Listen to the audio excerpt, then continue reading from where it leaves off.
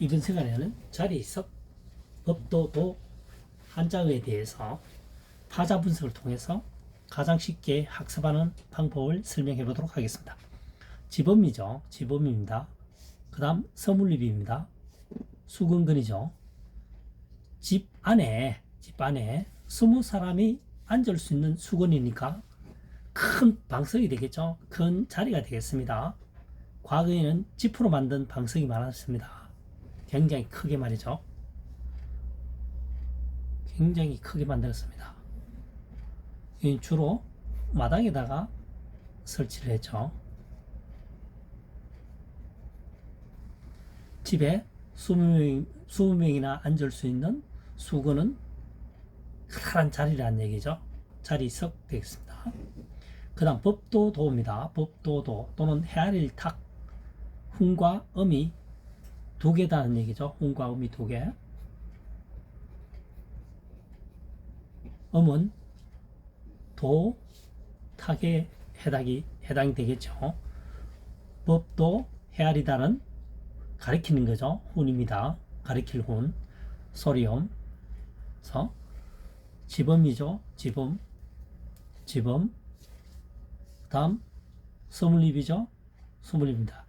집에 손이 20개 있다는 거죠. 집에 오른손이 20개가 있다는 것은 20명이 있다는 거죠. 20명이 함께 일을 하려면은 어떤 규정이 없으면은 자기 어떤 주관적인 생각을 가지고 한다면 계속 이게 일이 일치가 되지 않고 무질서하게 되겠죠. 그래서 사람이 많으면은 규정이 있어야 된다. 어떻게 해야 된다는 규정이 있어야 된다는 거죠. 그래서 규정이 필요한 것은 법도라는 거죠. 그래서 법도도. 그래서 헤아릴 탁. 법도도 헤아릴 탁. 제도 할 때는 법도도고 촌탁 헤아릴 탁이죠. 촌탁이 되겠습니다. 자리석, 지범, 서물립, 수건근입니다. 집에 20개의 수건이 될 만한 것을 이렇게 뭡니까? 계속 연결을 했다 이런 얘기죠. 수건.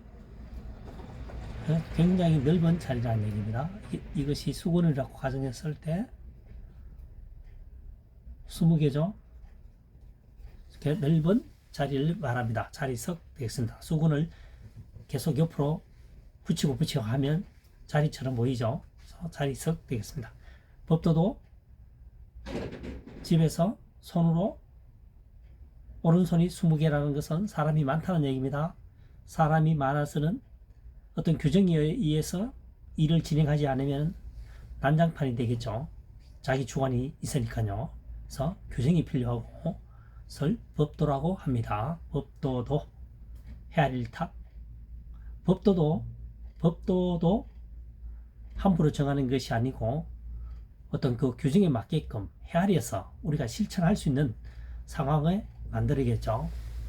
실천할 수 있는 범위 내에서 만들어야지 법도가 되는 거지 행할 수 없는 것을 만들어봤자 실천이 안 됩니다. 그래서 헤아릴 탁, 법도도 되겠습니다. 촌탁, 제도.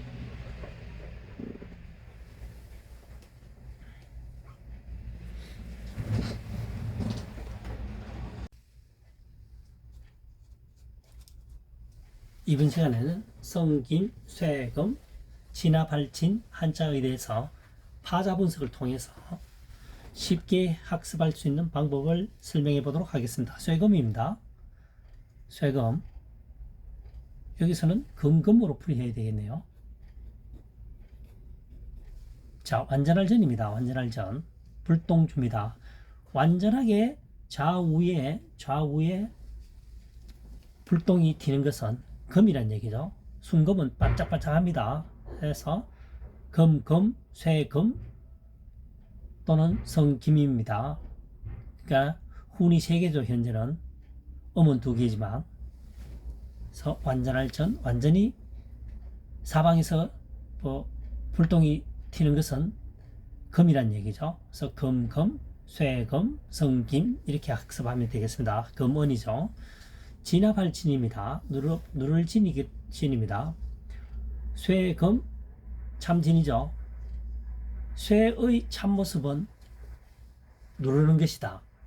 그러니까 지금은 쇠보다 더 무거운 물질이 있을 수도 있겠지만 이 한자어가 만들어질 당시에는 쇠가 우리가 발견한 것 중에서는 가장 무거운 물질이라고 생각하면 되겠습니다. 쇠의 참모습은 누르는 것이다. 무게가 중량이 무거우니까요. 그래서 누르는 것은 진압하는 것이다. 진압할 진, 누를 진 하면 되겠죠. 진압. 쇠금, 성김, 여기서는 금금으로 풀이하는 것이 가장 쉽습니다. 완전할 전, 불똥주. 완전하게 불똥처럼 반짝반짝하는 것은 금이다. 24K는 반짝반짝합니다. 그래서 금이다. 금, 쇠금이다. 그래서 성김으로도 사용된다. 두 번째, 금금이 아니고 쇠금, 참진, 쇠의 참모습은 누르는 것이다. 중량이 있으니까요. 그래서 조금 전에 설명했다시피 쇠보다 더 무거운 물질이 분명히 있겠지만 이 한자어를 만들 당시에는 쇠를 가장 먼저 인간이 발견했다라고 생각하시면 좋겠습니다. 쇠가 무거우니까 누르는 데는 쇠가 제일 낫다. 그래서 비중이 무거우니까요. 그래서 누르는 것은 진압하는 것이다. 진압할 진, 한자어로 학습하면 좋겠습니다.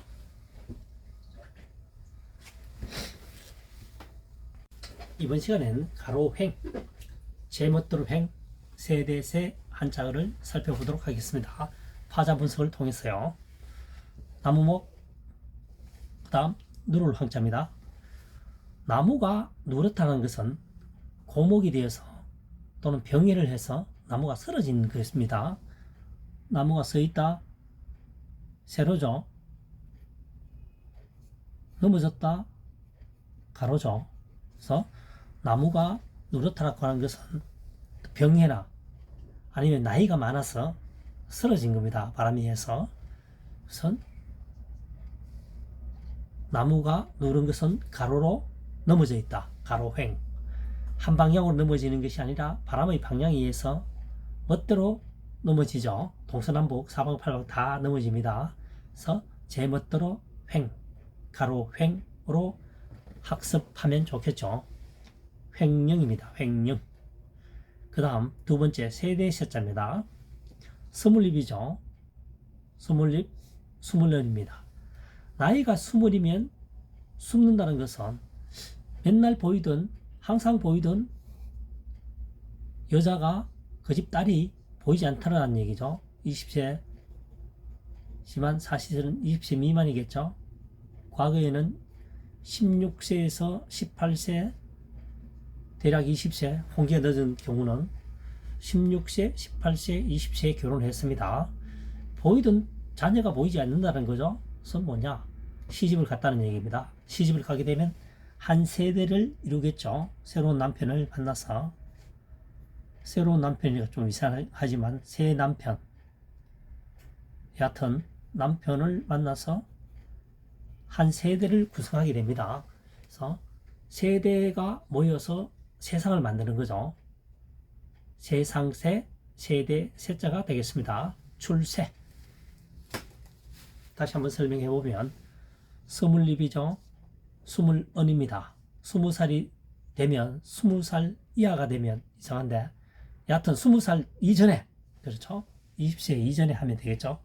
20세 이전에 여자는 시집을 가서 세대를 이룬다. 한 세대를 구성한다. 세대세, 세대가 모여서 나라가 되고 나라가 모여서 세상이 된다는 얘기죠. 세상세, 세대세가 되겠습니다. 가로횡, 나무목이죠. 누를황.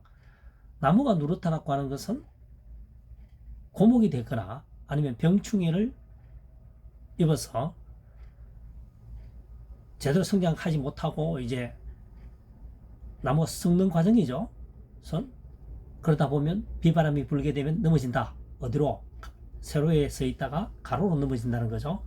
바람 방향에 따라서 그 환경 조건에 따라서 나무가 한쪽 방향으로만 넘어지는 것이 아니고 360도 사방팔방 넘어지죠. 제 멋대로 넘어진다는 거죠. 제 멋대로 횡 가로 횡 되겠습니다. 횡령 출세.